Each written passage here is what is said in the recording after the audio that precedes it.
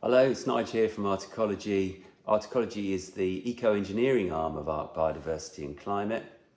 And I just thought I'd let you know what has been going on this last week or so. It's a pretty miserable day today, pretty grey out there. It hasn't been like that all week, but it's Friday and it's decided to rain. Never mind. The bay still looks fantastic. So what's been going on here this week? Well, I've been working on a project with our partners at Natural England to see if we can create some eco-engineered constructed habitat based on the calcareous wildlife habitat in the intertidal zone.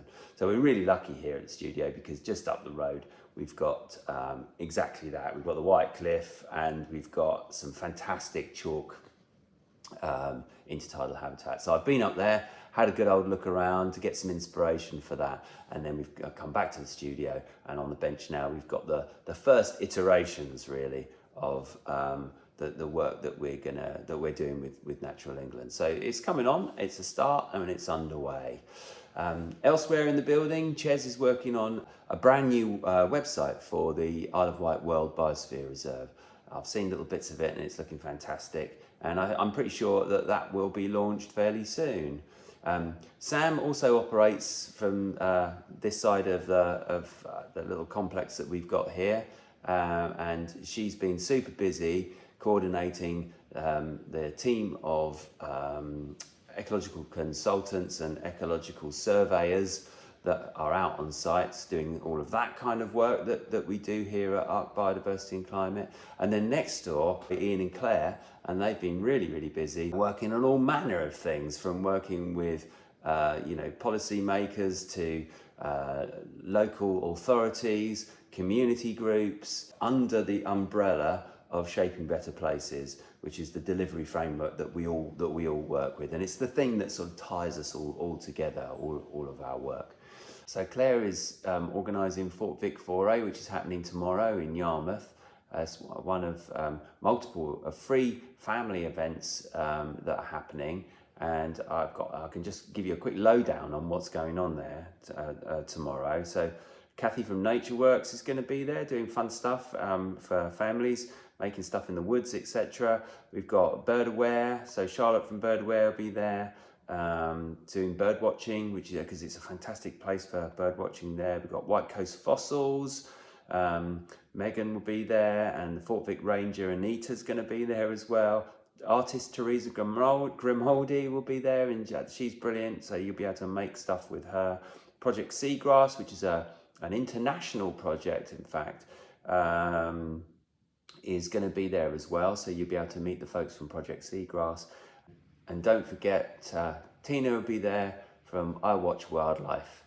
She'll be recording what they find, and I think she's going to have some help from Rosie Johnson, aka Secret Skylark, bird recorder, bird ringer. Go and meet Rosie, go and meet Tina, and all of the rest of those folks that I've just given a shout out to. So this is all working towards the big project, the big sort of public facing project that we do called Hullabaloo, with our partners at Shademakers, who are based in Ryde on the Isle of Wight. And this is again a completely free 2-day big festival with lots and lots of fun stuff going on across the arts and the sciences. And that's going to be happening in the weekend of the 15th and 16th of October, with a special event happening on the 14th in the evening. So look out for that. And it's all happening at Sandown Bay, on the same site that our studio and offices are based. So as I say, it's been a crazy busy week. We've had lots of visitors. I did a podcast yesterday with Daniel Lee from Teasels. I met with Professor Roger Herbert earlier in the week to talk about a 2-day symposium that they're running as part of their Marine F project that we've also been part of over the last couple of years. We made them some vertiples that were used in the academic work there. So I'm looking forward to it. It's going to be really good to catch up on the Marine F work that's been happening over the last few years, and to see how it's all come together and what their amazing research work actually says. be great. Looking forward to the outcomes. Earlier in the week, I had a very strange experience meeting a raven on my way into the studio. Very peculiar. He literally sort of called me over. I would have walked straight past it. I wouldn't have seen it at all, in fact, if it hadn't have made that amazing kind of throaty call that only a raven can do. And I looked down and there was this raven, and he kind of walked towards me and sort of, you know, suggesting that he wanted to tell me something. And so I just went and sat on the little low sort of seawall, and he came up and joined me. I say he or she. And then we had a little chat, and it was very, very weird. I wondered if I was dreaming at one point, and I realised I wasn't, and then carried on my way to work. Very, very peculiar, but this is the kind of thing that can happen in the Isle of Wight World Biosphere Reserve. Because not only did I see ravens, but the day before that I went out with Ches here and Steve Reed, who is the coordinator on the Isle of Wight for the Whitetailed Eagles project here. And I went out, and again, like literally, well, you know, as the eagle flies, it's probably about 30 seconds away. There are a pair of eagles that you can see. So we went up on Culver and had a look at them, and it's just absolutely magnificent.